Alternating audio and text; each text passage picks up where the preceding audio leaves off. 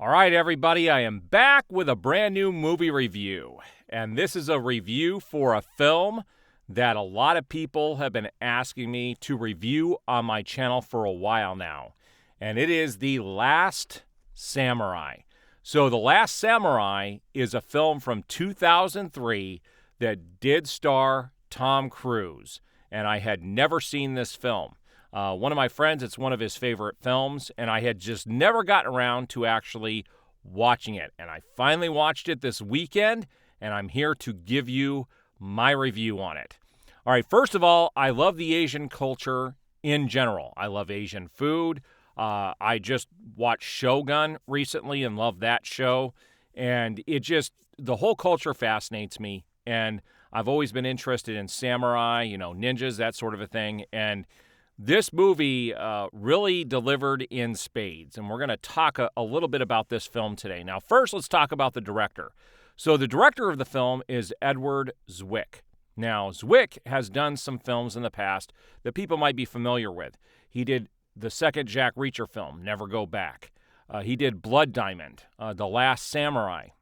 And he did Courage Under Fire, and the biggest one, well, there's two other big ones. He did Legends of the Fall, which was a huge film, and same with Glory, which is another huge film. So he's been doing some of these amazing movies for years, and this film is definitely in the realm of something like Legends of the Fall and also Glory. Now, the big difference for me in the quality of the film is that Hans Zimmer did the music for this, whereas Legends of the Fall and Glory, the music was done by James Horner. Now, I'm not sure why he didn't use James Horner for this film. I think it would have had a better impact because while I enjoyed the music for the film, Hans Zimmer's music for this film was good, but it wasn't great. And he basically used one theme throughout and just played that theme over and over and over again. There wasn't enough variance to it, but it was still serviceable, but I didn't think it was amazing. Now let's talk about some of the actors here. There are three main actors that I think most people are going to be familiar with. Obviously, everybody knows who Tom Cruise is. And honestly, for this film, I think Tom Cruise was the one weak link here. This was a typical Tom Cruise film, and there was nothing special about his performance. Now, the big breakout performance in this film was Ken Watanabe. Now, Ken Watanabe played Katsumoto. And what this story entails is the fact that Tom Cruise is an ex-Army individual who is hired by the Emperor of Japan to basically take out some dissidents there. And Ken Watanabe, I always want to say Watanabe because that's how I used to say it before I learned that it was Watanabe. So Ken Watanabe, Katsumoto, he is basically of the old world. He doesn't want to join this treaty that they're trying to do with the Americans to basically get some weapons in there and be able to take down these individuals. And Tom Cruise is actually hired to kind of train these individuals for the Emperor to go take down the people that Katsumoto has under his regime. Now, during this first battle with him, Tom Cruise actually gets captured and a bunch of his people get killed, and he ends up living with them and learning their ways and actually learning how to become a samurai, somewhat of a samurai. He's learning, and he comes to love these individuals. And there's other dynamics that I don't want to give away if people have not seen this film.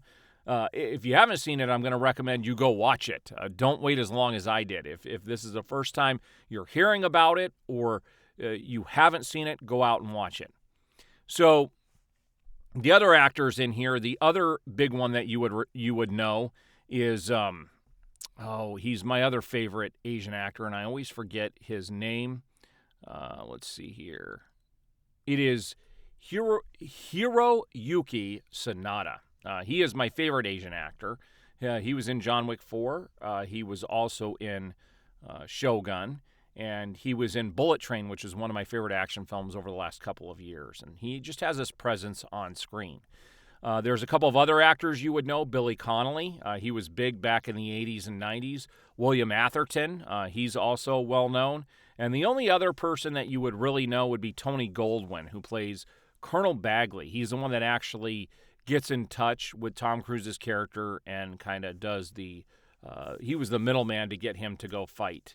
And there's some interesting dynamics between Tom Cruise and him throughout the film, where you find out that Tom Cruise was under his tutelage in the Army, and you find out that they did some bad things, and it's been haunting Tom Cruise. Now, let's talk about the cinematography here. The cinematography was pretty awesome. It was not quite on the level, I would say, of Legends of the Fall, but definitely on the level of Glory. And these fights were absolutely amazing, especially the final showdown at the end of the film. It was pretty freaking cool. And so I really enjoyed the look of the film. But again, the music, had James Horner done it, I think it would have brought it to a whole new level, like Legends of the Fall and Glory. But it just wasn't quite there. And I am a huge Hans Zimmer fan. Like, his music for the Dark Knight trilogy is amazing. So the cinematography was really good. The direction was really good. The acting was really well done. But again, for me, Tom Cruise is always just Tom Cruise. He doesn't play anybody else. And back during the time that this film was made, I mean, that's what he was known for from the 80s up until the middle 2000s. He was always hired to play the same person, basically, whether he's a jet fighter or a car racer or whatever it was. He's always playing the same character. And it was no different here. He was my least favorite part of the movie. You know, you had other people in the other films that, you know, you look at something like Legends of the Fall, and I think the characters in there were better portrayed, especially the main characters. For me, something about Tom Cruise, he's kind of a one-note person. Great action star, that's for sure, and I like him as Ethan Hunt in the Mission Impossible movies, but he's always playing basically that badass of himself. And so it's no different here. I didn't see anything special in his performance, but the performances, for Katsumoto and that other character I mentioned were pretty awesome, especially Ken Watanabe. His performance was amazing. And I didn't look to see who won the Oscar in 2003, but I would put him up there for Best Actor. In fact, let's see. I don't remember back in 2003. The Last Samurai. So there you go. Actor in a supporting role. Ken Watanabe for The Last Samurai. He didn't win. Tim Robbins did for Mystic River, but Ken Watanabe, yeah, he deserved it after seeing that film. So yes, and it doesn't look like The Last Samurai really won much of anything that year. But they were up for some other things in there. So yeah, so let's talk about my score on this at the end of the day. So at the end of the day, out of 5 stars, I give this 4 stars. Not quite a 5-star blockbuster that I would run out to see all the time, but I will definitely be watching this and adding it to my movie collection. Hopefully it gets a 4K release, and I will definitely be picking it up.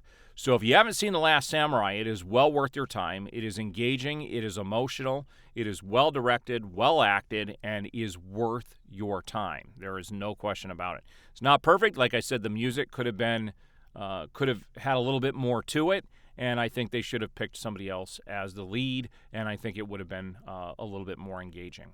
But there's nothing to really fault outside of that. It was an engaging story, and all the, even 21 years later, it's still a great film. All right, guys, so there you go. There's my review on The Last Samurai starring Tom Cruise. We'll see you on the next review.